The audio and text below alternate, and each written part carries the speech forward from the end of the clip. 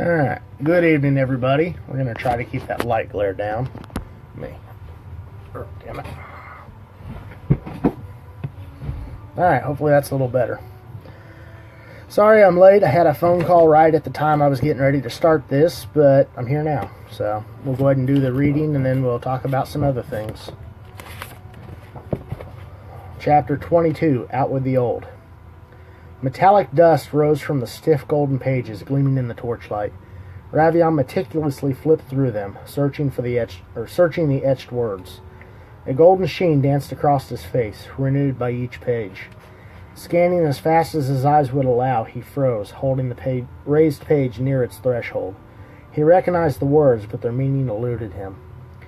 Gareth leaned against the chiseled wall, feeling the heat from the torch overhead. Glancing over the young dollarized shoulder, he sighed heavily, showering him in a nagging disapproval. Do you really think now's the time to be reading that?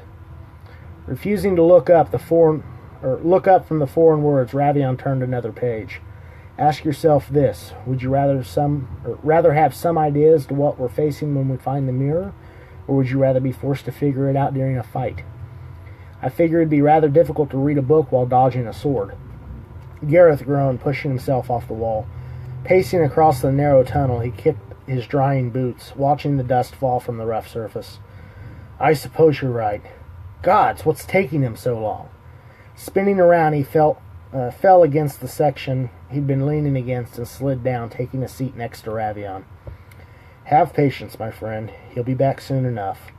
Flipping between two pages, Ravion noted a similarity in text.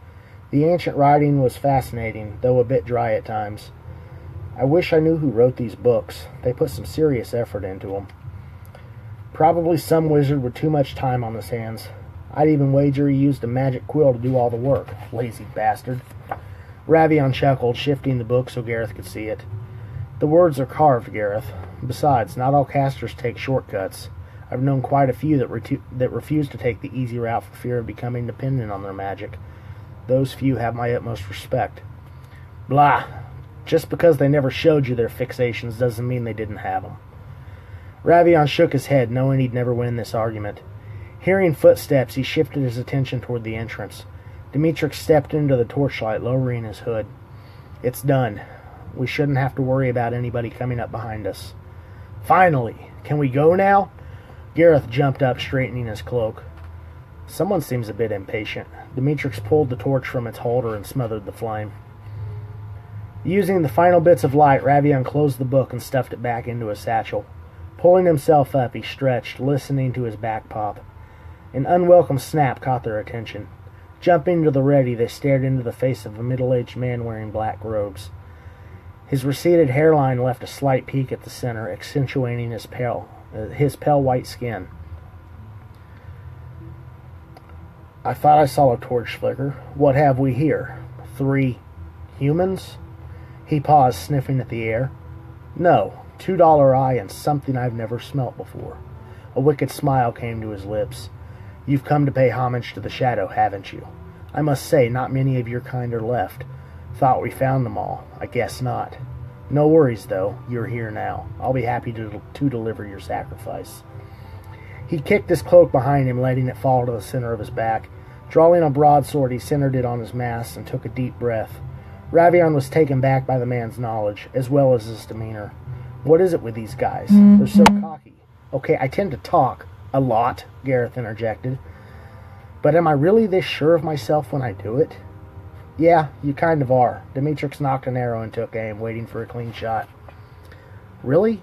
Lunging forward, Ravion drew his sword, hearing the metal collide. Spinning around for another attack, he felt something brush past his leg. Be on the lookout. We've got something else in here. The Charliette easily deflected the strike. Twisting the wide blade, he sprang into action, slashing at Ravion. The attack was short. He sidestepped and readied another strike. It was one thing to combat a single opponent, but 3 at once would prove difficult unless he could keep them bottlenecked. Ravion leaned back, avoiding the blow. This man was skilled in the ways of the blade. He was already in position to disrupt their efforts, forcing them to work around each other. Feigning left, Ravion spun and attacked on the opposite side, hoping he could use the man's tactics against him. Falling back, he spoke, encrypting his words. Essentially, it says, Gareth, take right, Gareth, take left, I'll take right, Demetrix the center. A little bit of decoding there for you. Understanding, Gareth drew his blades and stabbed at the pale human's left side. Dipping his blade, he rolled his wrist and switched hands. The Charliette wasn't quick enough to deflect the second strike. The tip stabbed through the black cloth covering the man's torso. It rang out, signifying something solid. "He's got armor," Gareth shouted. Exhaling slowly, Demetrix forced his body into submission. This shot was too critical to miss, even by the slightest margin. 2 inches on either side of his brother's heads remained clear. The odds were stacked highly out of favor, but he was confident he could pull it off. Closing his eyes, he visualized the target, blocking out all other obstacles. Taking a second breath, he opened them, verified, and let loose the string. It rolled off his fingertips and rapidly sprung forward. The arrow buckled under the sudden force. Correcting itself, the wooden shaft wobbled slightly and took flight, catching air in its fins. The feathers began to spin, slicing through the air with remarkable speed.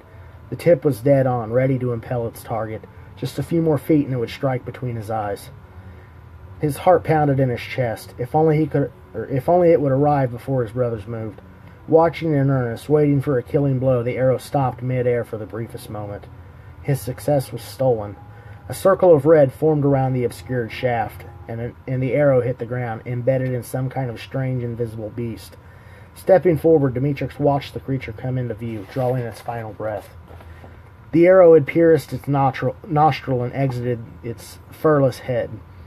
Hearing the yelp and thud, Gareth stole a glance back, spotting the huge beast lying dead behind him. What the hell is that? Demetrix stared at the creature, lost in its appearance. It appeared to be some kind of large dog, though none he'd ever seen before. Its gravelly skin was black, almost of scale. Its eyes were lifeless and dark. It had the stench of decay about it. An unusual hiss escaped, as if the air was escaping the wound. It melted before his eyes, disappearing into nothing but a handful of cave dust. Shaking his head, Demetrix grabbed his arrow and ready to fire another shot. The Charliette stabbed, hooking the blade, forcing both warriors to react. Instantly withdrawing, he stepped back, building a cushion of space between himself and the trespassers. "You're going to pay for that." Extending his gloved hand, archaic words flowed forth. And I'm not going to try to read that. You can get the book and decrypt it yourself.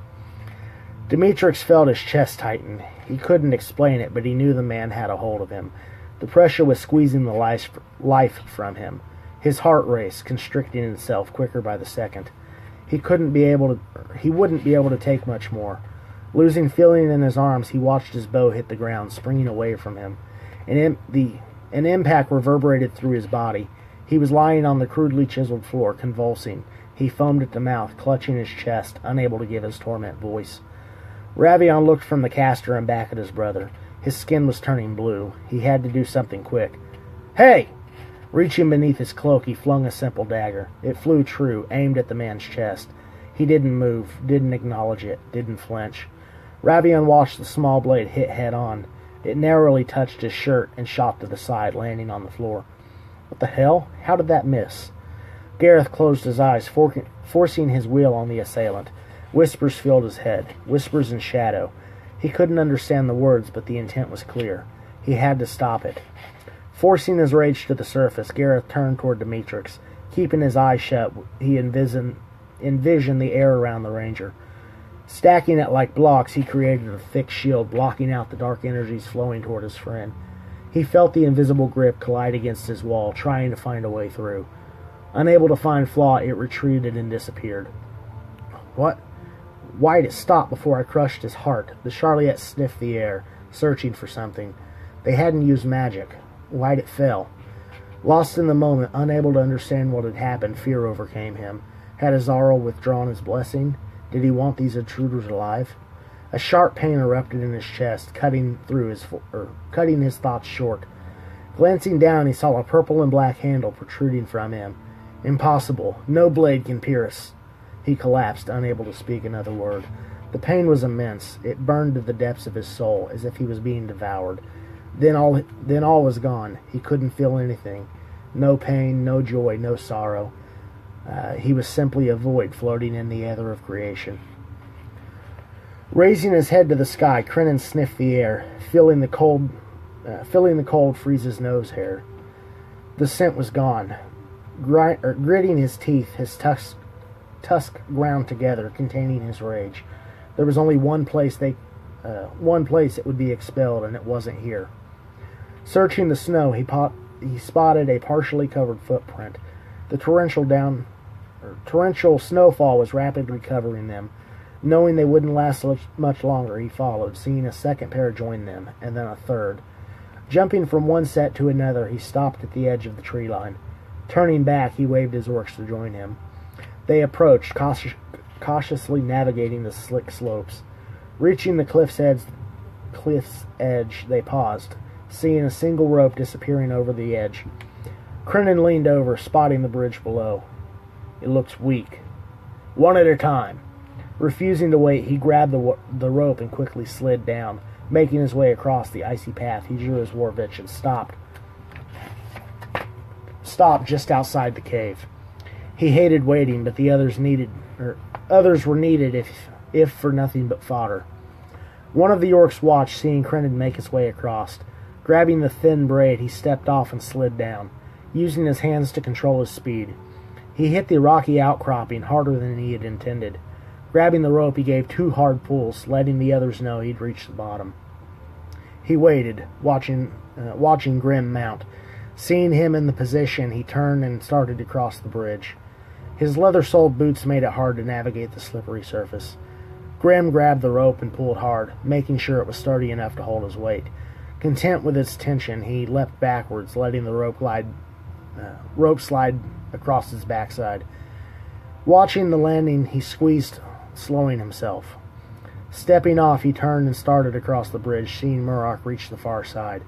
No sooner than his boots touched the slick surface, his feet came out from under him.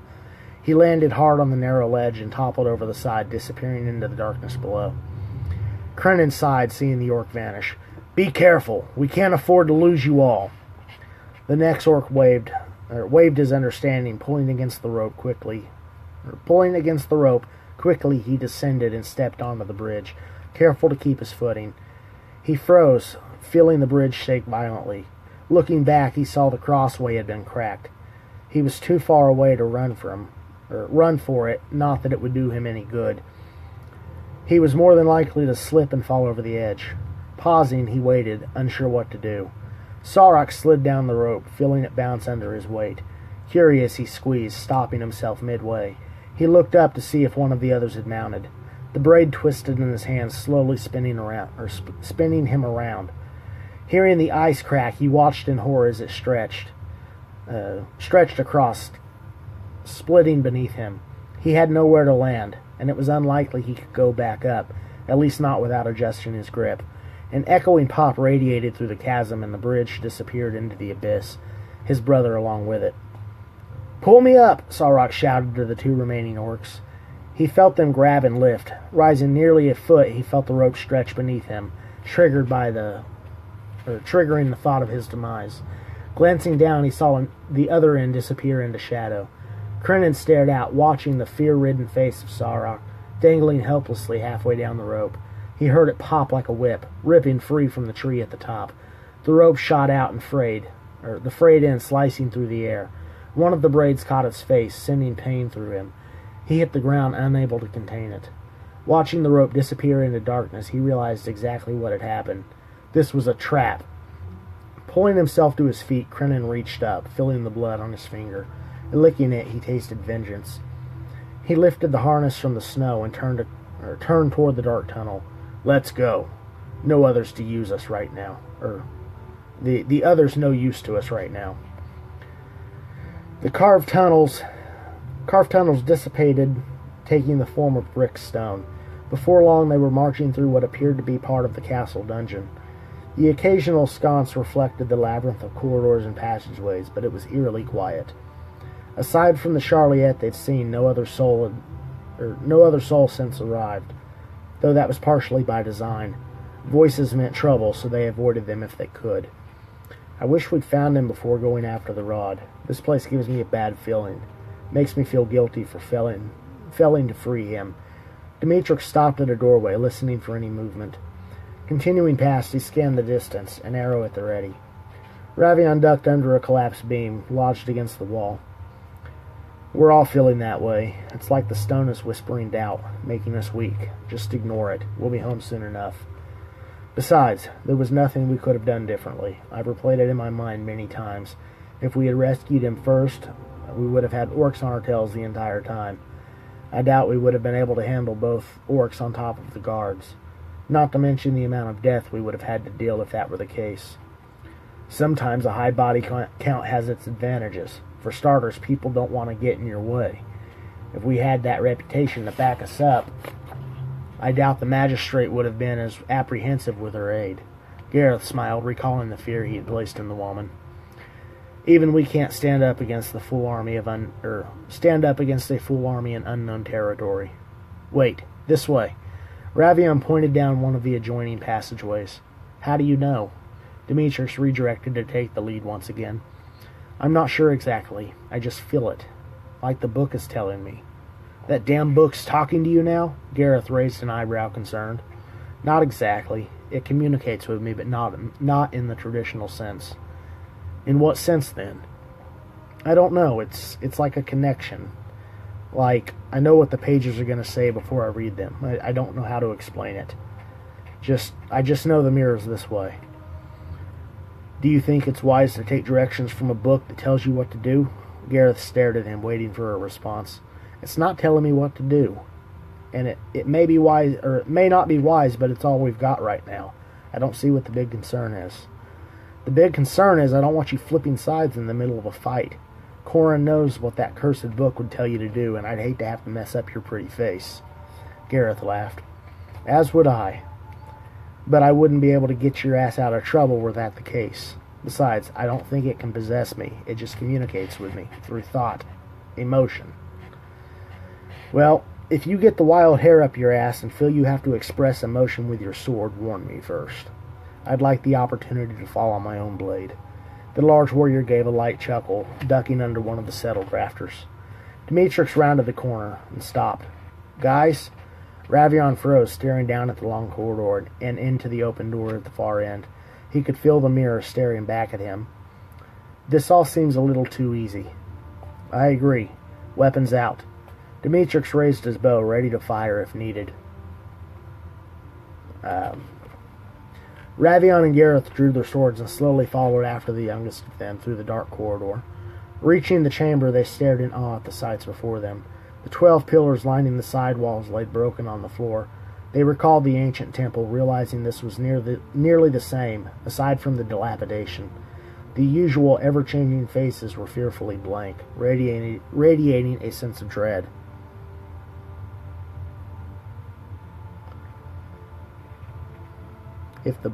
I don't know what you're talking about, George. You made me lose my spot. Radiating a sense of dread. The ancient ruins were worn away, showing little more than minor etches in the crumbled stone. The onyx temple seemed drained of its ore, leaving the once masterfully carved stone in ruin. They looked as if they would crumble at the slightest touch. Continuing through the room, they headed straight toward the mirror. Ravion searched the murky image just ahead. A familiar voice echoed through the ancient chamber. I see you've made it. Ravion spun around, seeing the aged man. Krazier? What are you doing here? I thought you were captured. Well, not exactly. I had to make you think I was detained. There was no way the keeper would give me the book had he known. Fuck. Ah, I see, George. Got it. See, there was no way the keeper would have given you the book had he known I was working with you. And I think we can both agree that I couldn't just tell you everything up front. That would have revealed too much of my plan. And revealing too much too early is a good way to fail. If I haven't learned anything else in my years, I've certainly learned that lesson. He opened his arms, offering greetings. I'm glad you're here, and I apologize for my deception. You're a little too clever for your own good. Had I given you more than a piece at a time, you would have found some way to derail my plans, and I couldn't have that. Ravion, what's going on? Dimitrix steadied his bow, unsure if he should release his arrow or not. I'll let you know as soon as I know something. Gareth stormed toward the elder man. What the hell's the big idea about sending us on this wild goose chase? You got Crennan captured with your damn test. Now he's dead. Your harebrained schemes have cost us dearly. Got us traipsing through. He was suddenly flying through the air, slamming into the far wall. Several of the age stones crumbled beneath the force. Hitting the floor, Gareth rolled and began to pick himself up. Does he ever shut up? Krazier smiled, keeping his hand in front of him. Anyway, where was I? Oh yeah, I was about to give formal introductions. Waving his hand, his appearance altered. The earth tones of his simple yet well-made clothing faded away to be replaced by black and silver robes. His armor flared out, locking himself around his growing form. The jagged leather covered him from neck to knee. Vicious spikes formed on the pauldrons, arching out to threaten anyone who got too close. His hair drained of color, elongated and leaving platinum white in its place. The human features twisted and grew dark. Within a heartbeat, the once pale skin was black as night, revealing two glowing eyes. Resurrect is my true name, but you may call me Night King.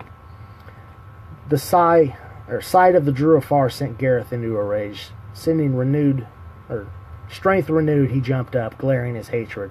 I was ready to kill you before. Now I'll take pleasure in the task. Ravion's hand shot up, stopping the enraged warrior. Gareth, hold.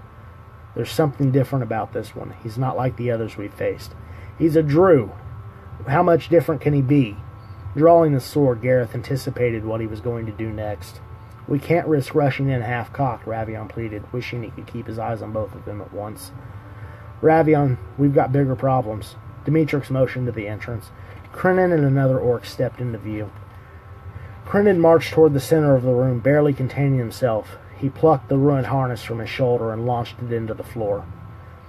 A bellowing battle roar echoed from him, shaking the dust of the walls. Crennan, I don't know what you've been through, or what you faced, but you need to quit fucking around and get over here and help us. Gareth waved the half-orc over. Stretching his lips around his tongue, Crennan spit their harsh language at the short-haired man. He was a warrior, that much was clear, but he was going to die just the same as the elf man. Don't you dare speak my name. Do it again and I'll cut it out. He raised his Warvich, gesturing the action. You know, Facebook has changed a lot of shit, and I'm not entirely used to it yet. I got all sorts of names and green stuff popping up on the screen. Without hesitation, he charged, bringing his sword down upon the man. Dimitrix fired, sinking his arrow into the gray orc. Knocking another, he watched him approach. The orc plucked the first missile from his gut, snapping the thin wooden shaft. He dropped it. Raising his sword, he stomped toward the small archer. His aim true, Dimitrix released a second shot, watching the arrow plunge into the orc's eye socket. The force rocked his head back, and he crashed into the floor. Ravion drew his longsword, advancing toward Resurrect. Are you sure you've got what it takes to handle me? You have no clue what I'm capable of. I might be more than you're prepared to handle. It's a risk I'm going to have to take. You're in between me and getting home, Ravion replied. Funny you say that. You're in the exact same position. Resurrect extended his hands. The air around it shimmered briefly, and a heavy morning star appeared in his grip. Letting the weight of the head fall, he used the momentum to carry the mace around. Ravion deflected the blow, feeling the impact in his arms. He flew backwards, landing hard against the wall. Forcing a roll, he stopped on his hands and knees. Realizing his sword was missing, he searched the room. It lay at the Night King's feet. Scanning the room, Dimitrix watched Ravion slam into the wall. He reached into his quiver, grabbing his shoulder blade. Flipping it around so the edge was face up, he hooked the notch pommel over the string and drew back as far as he dared. Releasing, he saw the sword fly straight toward the Druafar. Resurrect wrapped his morning star around, knocking the projectile away from him. Gareth charged, ducking the spiked head of the morning star. He slashed into the blackened armor, but he couldn't tell if it penetrated or not. Slashing again, he stole a glance at his brothers. Dimitrix needed his help. Forcing his hatred aside, he disengaged and charged Crennan, knocking him aside. Dimitrix knocked and fired another arrow. It disappeared overhead. knocked off course by the unexpected impact on the lower arm of his bow. Seeing the green hand, he hooked the bottom around the orc's wrist and twisted, binding it in the string. Releasing his bow, Demetrix pulled his remaining sword, letting the half-full quiver fall to the ground. Ravion charged forward and dove, grabbing his sword. He rolled, avoiding the deadly spikes headed toward him. Kicking himself out of the way, the stone cracked beneath the powerful blow. Using the opportunity to his advantage, Ravion jumped and stabbed as many times as he could, watching the enchanted blade glance off the Night King's armored ribs. It refused to allow the narrow blade through. There's a reason I chose you, Ravion. You possess something your companions don't, and it's not that you're Dollar Eye. Ravion paused, backing away from the Druafar. Yes, I know that you're Dollar Eye. At one time I was counted among their number as well, long before I felt the call of Azarel. That's not it. I chose you because you've tasted power. You can relate. In fact, in a different time, you and I might have been kindred spirits. I'm nothing like you. I'm not controlled by power. I was strong enough to control my thirst. You're just a coward afraid to let go of something that will never be yours. Not truly, anyway. Resurrect laughed. Well, there you are, right. This power will never be mine. But I've got the next best thing. Once I get home, I'll be the vessel for Azarel. What's the old saying? If you can't beat 'em, join 'em. I'll be sure to eradicate every last Dollar Eye in your honor when I return. Ravion felt a pang of guilt swell within his chest. Swallowing hard, he raised his sword and stabbed. The sword's tip pressed firmly against the unnatural armor. He saw the blade flex as it had 100 times. But this time it buckled and snapped, sending jagged pieces back toward him. He collapsed, feeling his will crack like the unbreakable sword. An armored hand grabbed him, easily flinging him across the room. He crashed only a few feet from the mirror. Seeing Ravion fall, Gareth abandoned the half-orc and charged, hoping to reach him before the Night King landed a final blow. Twisting his Warvitch, Krenin cut the bow in half, freeing his arm. He glared at the young archer. This filthy excuse for a warrior had killed too many orcs. It was time to dole out punishment. Raising his Warvitch, he flipped the blade, angling the pick so it would sink into his weak skull. Gazing upon the weakling one final time, Krenin let the blade fall. What was that? His eyes locked on a small leather sigil at the man's waist. It was colored green and had a black trident carved into the center. He knew that mark. Memories rushed into his head. A man's face came to view. Malachi. The realization hit him. Jerking the blade, he felt it connect. With a growing fear, he glanced at the archer, feeling his guilt subside. The blade had missed its mark, though it hadn't missed entirely. Demetrix felt the pop long before he heard it. Pain shot through him, too great to truly comprehend. He stared at his destroyed leg, unsure what to do. It was twisted and mangled beyond repair. The shattered bone where the pick had buried itself was little more than a gory paste. The vicious weapon had torn him from knee to foot, the blood-soaked pick protruding through the bottom.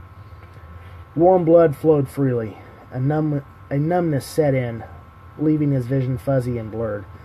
His head hit the stone floor and darkness overcame him. Gareth stopped himself, stuck between the fate of his brothers. Spinning around, he slammed into the half-orc, landing atop of him. He punched, feeling his knuckles tear open against the rough stone floor. He was free of thought and anger, though the power clearly flowed through him. A resounding pop echoed in his head, but it had no meaning. He punched again, the half-orc's head whipping the other direction. Staring at the green body, a thick bulge formed in his neck. What have I done? He grabbed Krenin's shoulders, pulling him up, trying to rouse him, but he knew it was no use. His head hung limp. Sighing heavily, he laid him down, picking up his sword. Demetrix was wounded, but he was out of harm's way at the moment.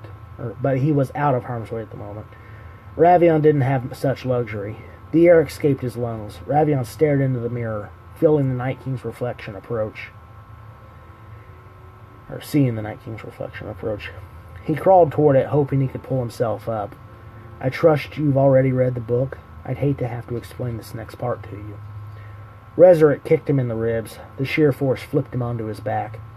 I was never willing to pay the price to open the portal on this side. That's why I needed you, my kindred spirit. You'll take all the risk while I receive all the reward. Glancing down, Resurrect grabbed hold of Ravion's head and lifted, pulling him upright. Pressing him against the mirror's frame, he knelt in front of him.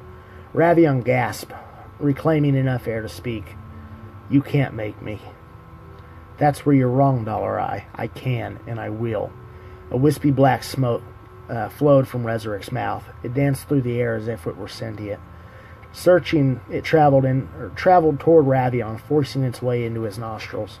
Unable to move, Ravion felt the power spark inside him. It seemed familiar, akin to how the dagger made him feel. The dagger. Looking down, he could see the skin on the backside of his hand start to darken. His hair began to grow, the few strands he could see starting to fade. No, I will never be like you. Shaking himself, he forced the change to subside. Gareth slammed into the Night King, jabbing his curved blade up under the thick breastplate. Warm fluid ran down his hand, coating him in the darkest blood he had ever seen. Forcing all of his strength into the weapon, Gareth twisted and snapped the blade off from the hilt, leaving it trapped inside the wound. Resurrect gasped, feeling the blade rip through his insides.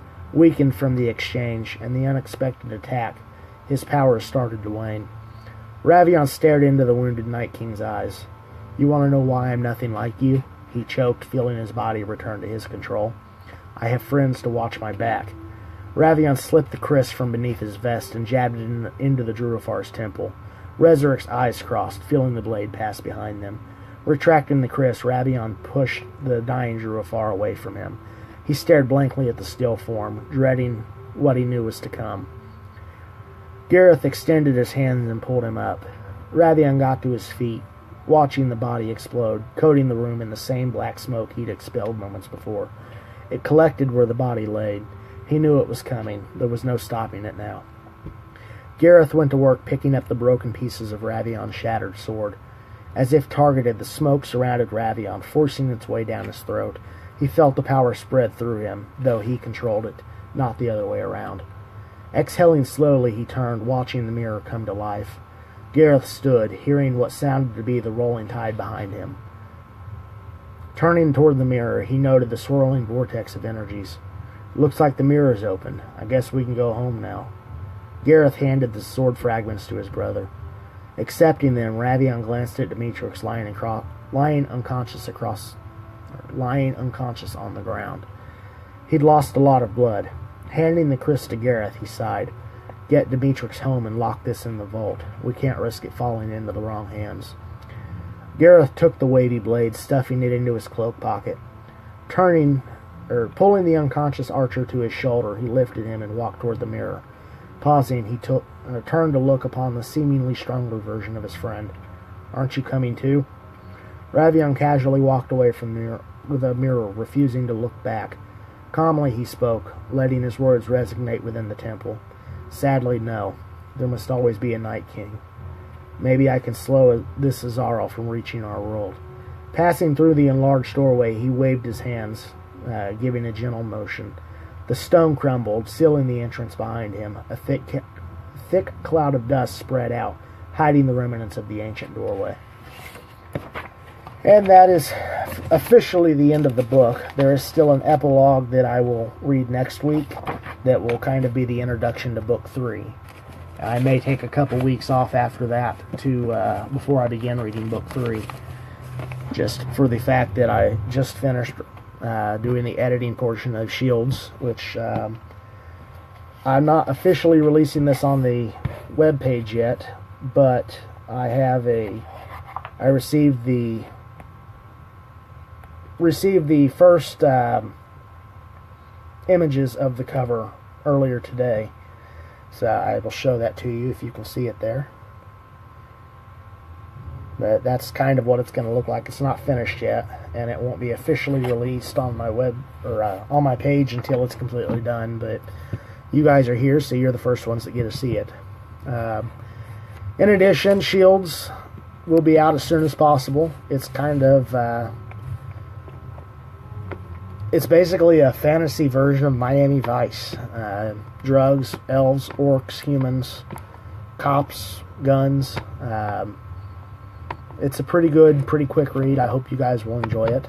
But anyway, I am going to get off of here and do some other stuff and then get back to work. So we will talk to you later. Bye.